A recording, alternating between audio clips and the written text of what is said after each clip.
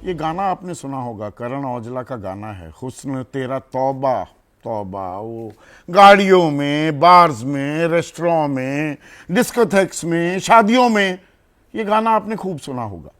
लेकिन यहां पर जो तौबा तौबा है, तौबा तौबा मतलब माशाल्लाह क्या कमाल का हुस्न है, ये कहने की कोशिश की जा रही है। लेकिन जो तौबा तौबा शब्द पर आज मैं चर्चा करने वाला हूं वो है कि भैया माफ कर दो, इससे मत कराइए। ये ईवीएम, इलेक्ट्रॉनिक वोटिंग मशीन से विपक्ष, खास कांग्रेस तौबा तौबा करती दिखाई दे रही है। अभी कुछ ही देर पहले कांग्रेस का एक प्रतिनिधिमंडल चुनाव आयोग से मिलकर निकला है बाहर, ऐतराज दर्ज करा है, कई सवाल दाग दिए हैं कांग्रेस ने चुनावी प्रक्रिया को लेकर और ईवीएम को लेकर। अब इसमें एक दिलचस्प बात है, यह शुरू कैसे हुआ? इस साल मदर ऑफ ऑल फाइनल सबसे बड़े चुनाव लोकसभा चुनाव हुए और लोकसभा चुनाव में बीजेपी अपने दम पर बहुमत हासिल नहीं कर पाई। विपक्ष में एक जान, एक ऊर्जा आती दिखी, एक उत्साह, जोश कि भाई विजयी रथ रोक दिया बीजेपी का। 240 ही ले पाई बीजेपी, बैसाखियों की जरूरत पड़ गई, एनडीए की, विशुद्ध एनडीए की सरकार बनी, बीजेपी की सरकार नहीं बनी। लेकिन वो जो गुब्बारा था, जो फूलता दिखाई दिया विपक्ष का, उसकी हवा निकल गई हरियाणा में और बची कुची हवा निकल गई महाराष्ट्र में। तो लगा विपक्ष, खास कांग्रेस, ईवीएम पर सवाल उठाने। महाराष्ट्र में तो शिवसेना, उद्धव ठाकरे गुट के नेता भी उतनी ही मजबूती के साथ ये आरोप लगा रहे हैं कि भाई ईवीएम में तो खेल हो गया। यह बात और है कि हरियाणा के साथ जम्मू कश्मीर में चुनाव हुए, वहां पर विपक्ष की जीत हुई, और महाराष्ट्र के साथ झारखंड में चुनाव हुए, वहां पर इंडिया गठबंधन जीता, यानी कि विपक्ष जीता। तो मीठा मीठा गपगप और कड़वा कड़वा थू थू हो रहा है, या दरअसल कुछ ऐसे सवाल हैं जिनके जवाब देने होंगे। ये वोट प्रतिशत इतना बढ़ कैसे जाता है? ईवीएम एक दिन में 11 घंटे जो वोटिंग के होते हैं, कितनी वोट डल सकती हैं एक ईवीएम में? और जो विकसित देश हैं, जिसमें अमेरिका भी है, जर्मनी है, जापान है, वो क्यों नहीं कराते ईवीएम से चुनाव? इस पर हम चर्चा करेंगे। आप अपनी राय, अपने सुझाव और अपने सवाल हमें भेजिए। सीधा सवाल अब आपके सवाल के आधार पर भी आगे बढ़ता है। आपकी हिस्सेदारी बने, यह हम सुनिश्चित कर रहे हैं। अब चुनाव निष्पक्ष ना हो, पारदर्शी ना हो, तो वो बेमानी हो जाती है। मैंने जिसको वोट दिया, अगर वही वोट सही जगह दर्ज नहीं हो रहा है, तो फिर यह लोकतंत्र कमजोर होता दिखाई देता है। और भारत में, हमारे देश में चुनाव होते हैं ईवीएम के जरिए। वहां हम बटन दबाते हैं और वही जो आंकड़ा है वो नतीजों में तब्दील होता है। अब ईवीएम सवालों के घेरे में है। आज सुप्रीम कोर्ट में एक याचिका भी दाखिल की गई। अब याचिका किस बात को लेकर है, आप थोड़ा सा गौर कीजिएगा। पोलिंग बूथ पर मतदाताओं की अधिकतम सीमा, इसके इर्द गिर्द है यह पूरा मामला। दरअसल एक पोलिंग बूथ में अधिकतम जो मतदाता हैं वो 1500 हो सकते हैं, पहले 1200 होते थे। अब याचिकाकर्ता कह रहा है कि जी 11 घंटे वोटिंग होती है। अब आप पोलिंग बूथ में घुसे, बैलेट पेपर आपको दिया तो जाता नहीं है, अब तो सीधा जो मशीन है उसमें आप देखेंगे, फिर बटन दबाएंगे, बत्ती जलेगी, वीवीपैट की स्लिप आएगी, आप बाहर आएंगे, 40-45 सेकंड लग जाएंगी, तब तक दूसरा आएगा। तो लगभग 1 मिनट में एक वोटर, 1 घंटे में 60 वोटर, 11 घंटे में 660 वोटर। यह याचिकाकर्ता का दावा है। तो फिर 1500 क्यों कराए जा रहे हैं? और 65% के करीब मतदान होता है अमूमन देश में, एवरेज।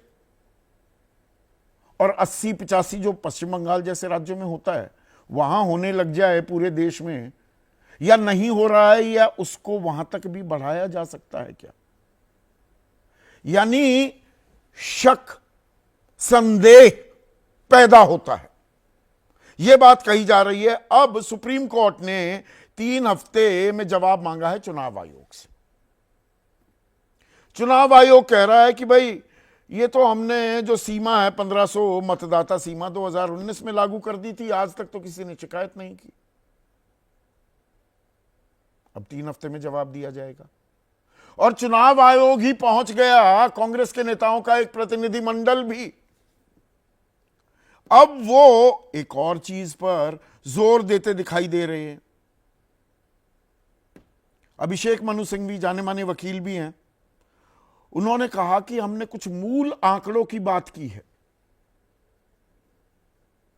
अब महाराष्ट्र में जो आंकड़े हैं, महाराष्ट्र में वोटर टर्नआउट के जो आंकड़े चुनाव आयोग ने आधिकारिक तौर पर जारी किए, वो तो पूरी जानकारी सबके पास है, मेरे पास भी वो लिस्ट है। 5 बजे जो आंकड़े जारी किए गए और रात 11:30 बजे अपडेटेड फिगर जो आई, वो 7% की बढ़ोतरी दिखा रही थी। 7%, 7%। अब आप कहेंगे ये तो लोकसभा चुनाव में भी हुआ, पहले दूसरे चरण में हुआ था बहुत, और 4-4, 5-5 दिन बाद आंकड़े आए। जब मीडिया में हल्ला कटा तो उसके बाद वो जल्दी जल्दी अपडेट होने लगे। पर चलिए यहां अपडेट हो गए रात को 11:30 बजे। पर आप झारखंड में देखेंगे तस्वीर, तो वहां 5 बजे जो आंकड़ा आया और रात को जो आंकड़ा आया, अपडेटेड फिगर आई, वो बमुश्किल 1.25% का इजाफा हुआ था, जो सामान्य तौर पर होता है। पर यहां 7% का अंतर, यह कैसे आया? यह सवाल कांग्रेस पूछ रही है। और उनका यह दावा है कि 118 विधानसभाओं में लोकसभा की तुलना में 25,000 से ज्यादा वोटिंग हुई। मतलब वोट ज्यादा पड़े, 25,000 118 बूथों पर, और इनमें से 102 बीजेपी जीत गई।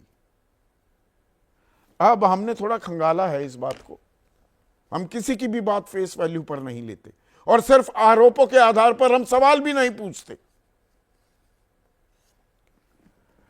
तो अहमदनगर में 5 बजे 61.95, लगभग 62% मतदान, 11:30 बजे ये 71.73% हो गया, यानी कि 73.75, लगभग 10% का इजाफा।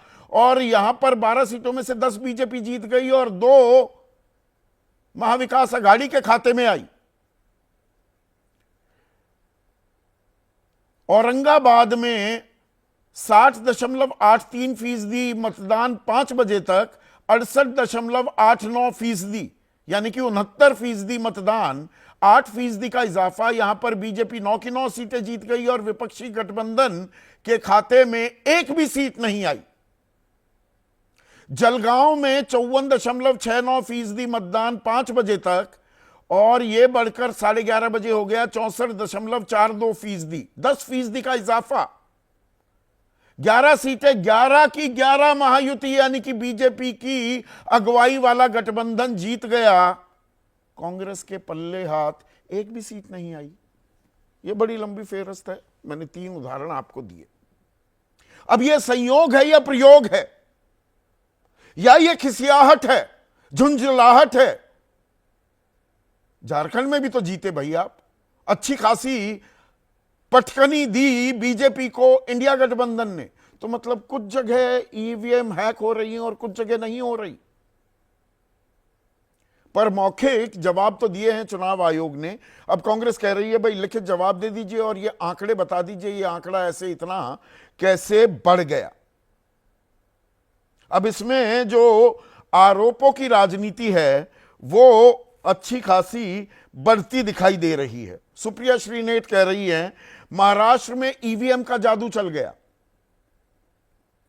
प्रकाश आंबेडकर वो दरअसल महाविकास आघाड़ी के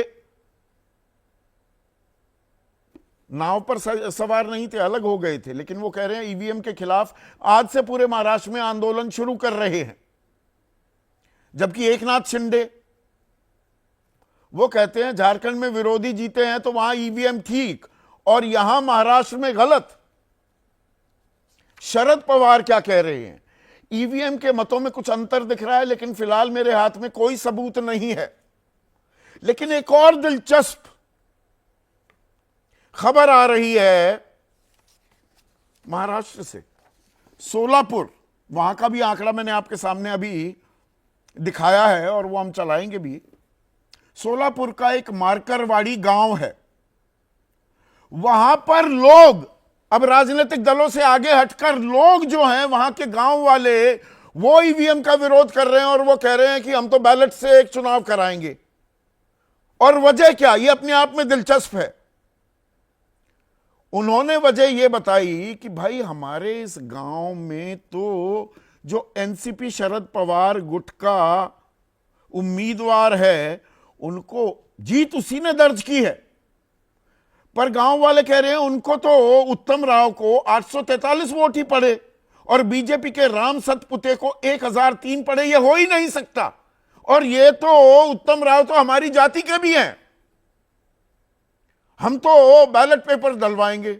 अब वहां पर कर्फ्यू लगा दिया गया है, पुलिस की तैनाती हो गई। वो तस्वीरें भी दिखाइए, पीसीआर 2000 की संख्या है मतदाताओं की। अब पुलिस कह रही है नहीं, आप ये नहीं करवा सकते। तो ये एक गांव ने निराला, एक नायाब सा तरीका ढूंढ लिया है विरोध करने का। पर इसमें बड़ा सवाल ये हो जाता है, ये चुनावी प्रक्रिया ही शको शुबा के घेरे में आ जाए, निष्पक्षता पारदर्शिता पर सवाल लगातार बना रहे, लोगों के मन में एक शक की गुंजाइश पैदा हो, तो उसे दूर क्यों नहीं किया जा रहा? और दूर कौन करेगा? इसमें भी एक दिलचस्प बात सामने आती है। 2014 के बाद तो लगातार विपक्ष बीजेपी पर ईवीएम को लेकर हमले करता रहता है, आरोप लगाता रहता है कि भैया ये तो खेल कर रहे हैं। पर 2014 से पहले अगर आप नजर डालेंगे तो 2009 में किरीट सोमैया, बीजेपी के वरिष्ठ नेता हैं, 3 याचिकाएं दायर की थी ईवीएम के खिलाफ। 2010 में जीवीएल नरसिम्हा राव, राज्यसभा सांसद हैं बीजेपी के, ईवीएम को लोकतंत्र के लिए खतरा बताया था, एक किताब लिखी थी, उसकी प्रस्तावना, उसकी इंट्रोडक्शन एलके आडवाणी ने लिखी। ईवीएम में कई खामियां, मतपत्र से हो सकता है मतदान। उन्होंने क्या कहा था? ये जो फॉरवर्ड लिखते हैं एक किताब का, टेक्नोलॉजी के नजरिए से मैं जर्मनी को मोस्ट एडवांस देश समझता हूं, वहां भी ईवीएम के इस्तेमाल पर बैन लग चुका है। आज अमेरिका में 50 में से 32 स्टेट में ईवीएम पर बैन है। मुझे लगता है कि अगर हमारा इलेक्शन कमीशन भी ऐसा करता है तो इससे लोकतंत्र मजबूत होगा। फिर सुब्रमण्यम स्वामी, वो भी राज्यसभा सांसद हैं बीजेपी के, वो कहते हैं ईवीएम से होलसेल फ्रॉड संभव है। तो ये झुंझलाहट, खिसियाहट हार पर ही सामने आती है, या कुछ ऐसी बातें हैं ईवीएम को लेकर जो सवाल उठ रहे हैं उनके जवाब चुनाव आयोग को देने चाहिए, देने होंगे, या दरअसल सालों साल बहुत सारी याचिकाएं सुप्रीम कोर्ट के सामने आई हैं, एक लंबा उसका इतिहास है, और सुप्रीम कोर्ट ने यह कहा है कि भाई ये लगातार जो सवाल उठते हैं ये बेईमानी है। Can't question EVMs solely on the basis of suspicion, शक की बिना पर ही सिर्फ हम सवाल नहीं उठा सकते हैं। ये अप्रैल 2024 में कहा, मई 21 2019 में कि भाई सारी फिजिकल काउंटिंग होनी चाहिए ईवीएम वीवीपैट की, कि नहीं ये सब बेकार की बातें हैं। 7 मई 2019 को भी एक रिव्यू प्ली डिसमिस कर दी थी। ये एक पुराना इतिहास है, तो इससे कोई हल भी निकलेगा क्या, या यूं ही सवाल उछलते रहेंगे और आम आदमी जो है, आम मतदाता, जनता जनार्दन, उसे पक्का भरोसा कभी हो ही नहीं पाएगा कि जहां वोट डाला वो वहीं गया है या नहीं गया है। ऐसे में आज का सीधा सवाल, ईवीएम से तौबा तौबा, तो ही चुनाव निष्पक्ष होगा। और महाराष्ट्र में हार, इसीलिए ईवीएम पर तकरार।